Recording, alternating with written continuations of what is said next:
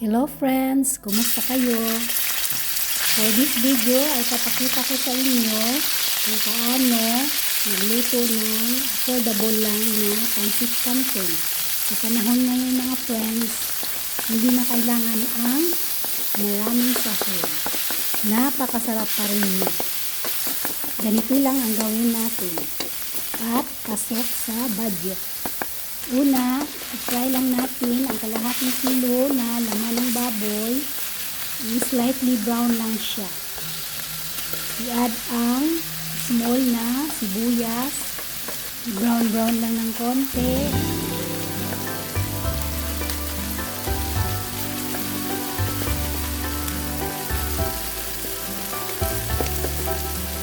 Isunod ang 3 pirasong bawang. Brown lang siya ng konti para bumango. Lagyan din natin siya ng ulo ng dahon ng sibuyas para mas mabango pa siya. Halo-halo lang. At kung nagustuhan nyo naman ang video nito mga friends, please bigyan nyo ako ng rates, like, tulong na din sa aking maliit na channel. I-add na natin ang 1 cup na tubig. Mas masaya ako kung i-subscribe nyo na din mga friends. Thank you so much.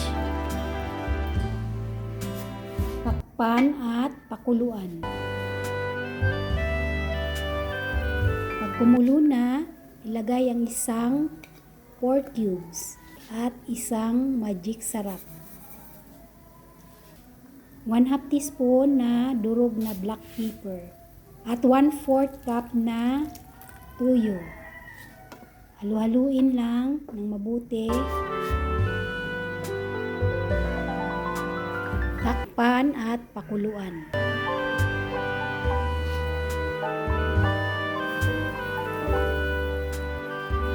At ilagay na natin ang maliit na hiniwa na Baguio pitsay. Maliit lang mga friends ang kailangan natin. Dahil ang pichay ay mahal sa panahon ngayon. Napakamahal ng mga gulay. Takpan at pakuluan.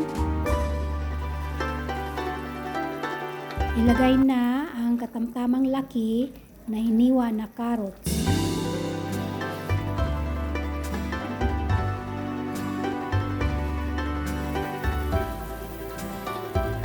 Ihalo-halo lang uli. Huwag i-overcook ang gulay kasi pag malabsa ang gulay ay hindi siya masarap.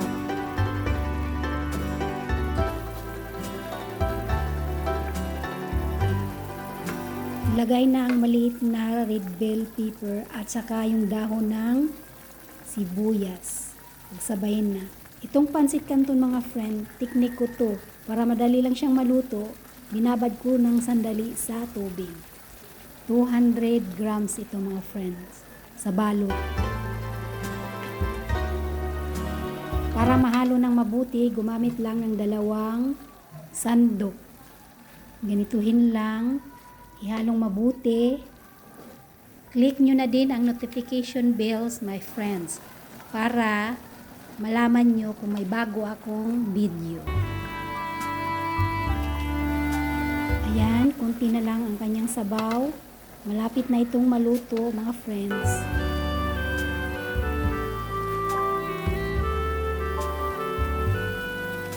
Huwag lang natin masyadong ubusan ang sabaw kasi sisip-sip pa siya pag lumamig. Luto na ito at pwede nang iserve. Ganito lang kadali magluto ng affordable pancit canton. Sana hindi kayo magsawang manood sa aking mga video at sa susunod ko pang mga video, mga friends. Maraming salamat!